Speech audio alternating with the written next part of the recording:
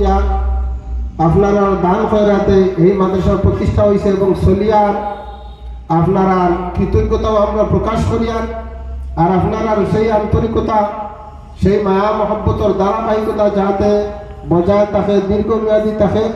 আল্লাহ পাক পরওয়ারদিগারের তৌফিক দিতা এই মাদ্রাসা এই কোরআনী বাগান সাজাইয়া আমরা যত আকাবিরিন বুজুর্গানে দিন এলাকাবাসী বাহপাই হল মা বোনের হল দুনিয়ার জমিন ছাড়িয়া গেছেন আল্লাহ পাক পরওয়ারদিগারের তান কবুল হলর মধ্যে